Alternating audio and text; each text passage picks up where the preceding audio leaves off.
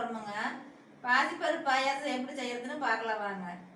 பாசிப்பருப்பு பாயாசம் செய்யறதுக்குங்க அடுப்பத்தை வச்சு சட்டி வச்சுக்கலாமுங்க. 200 கிராம் பாசிப்பருப்பு எடுத்துக்கிறோமுங்க. அதை லேசாக வறுத்துக்கலாமுங்க.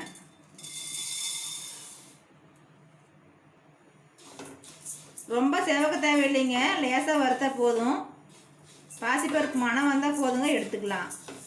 பாசிப்பருப்பு வறுபட்டுருச்சுங்க. பாசிப்பருப்பு மணம் வருது. இப்போ எடுத்துக்கலாமுங்க. பாசிப்பருப்பை தண்ணி ஊற்றி கழுவி குக்கரில் போட்டுக்கலாமுங்க. பெரிய டம்ளரில் 2 டம்ளர் தண்ணி ஊற்றிக்கலாமுங்க.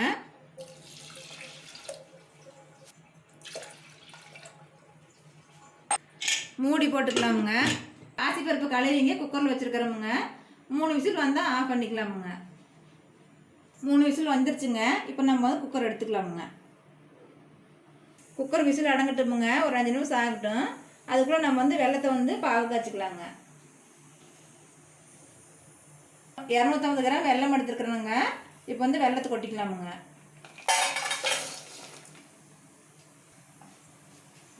வெல்லம் கரையிறது தண்ணி ஒரு டம்ளர் ஊற்றிக்கலாமுங்க. வெள்ளத்தில் மண்ணு இது இருக்குமுங்க. அதனால் நம்ம இதை கொஞ்சம் தண்ணியாக காய்ச்சி வடிச்சிக்கலாமுங்க பாயாசத்தில்.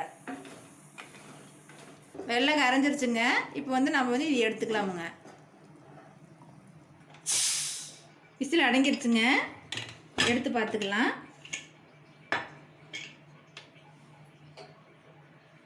பாருங்க, பருப்பு நல்லா குழஞ்சிருச்சு.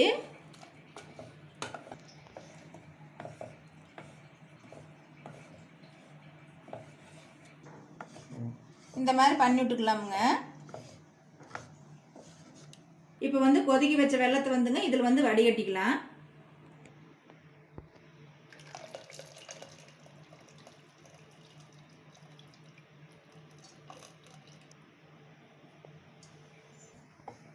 நல்லா கலக்கி விட்டுக்கலாமுங்க.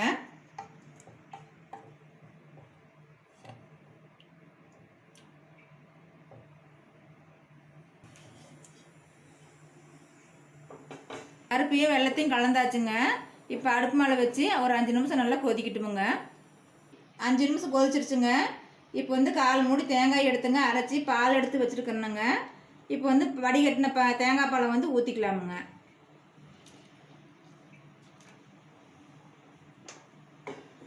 தேங்காய் பால் ஊற்றி நல்லா கலக்கி விட்டுக்கலாமுங்க. ஏலக்காய் நான் சர்க்கரையோடு சேர்த்து அரைச்சிருக்கிறேனுங்க. இது ஒரு 1/2 ஸ்பூன் போட்டுக்கலாமுங்க.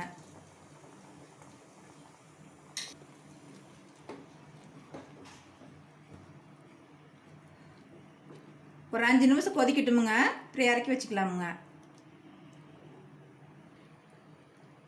ஏலக்காய் போட்டு வெந்துட்டு இருக்குதுங்க.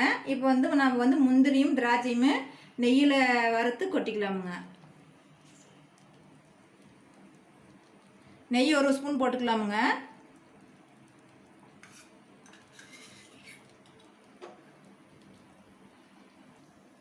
முந்திரி பருப்பு ஒரு 20 முந்திரி பருப்பு போட்டுக்கலாமுங்க.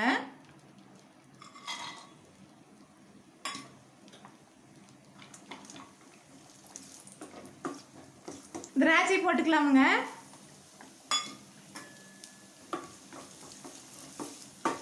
முந்திரி பருப்பெல்லாம் நல்லா பொன்னிறம் ஆயிடுச்சுங்க. திராட்சையெல்லாம் நல்லா குண்டு குண்டாக வந்துருச்சுங்க. இப்போ எடுத்து பாயாசத்தில் போட்டுக்கலாமுங்க.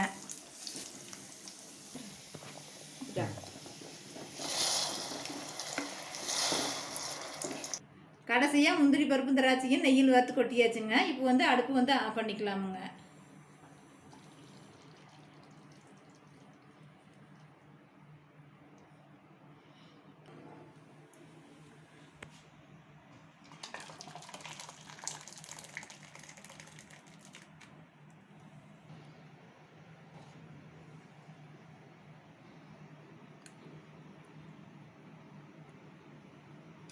அவ்வளோதாங்க, பாசிப்பருப்பு பாயாசம் ரெடி ஆயிடுச்சுங்க.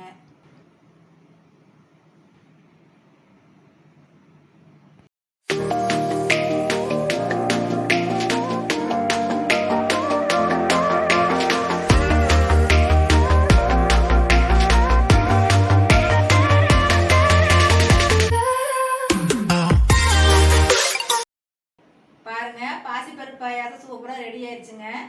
நீங்களும் இந்த மாதிரி எங்கள் வீட்டில் செஞ்சு பாருங்கள். இந்த வீடியோ உங்களுக்கு பிடிச்சிருந்துச்சுன்னா லைக் பண்ணுங்கள், ஷேர் பண்ணுங்கள், நம்ம சேனலுக்கு சப்ஸ்கிரைப் பண்ணுங்கள்.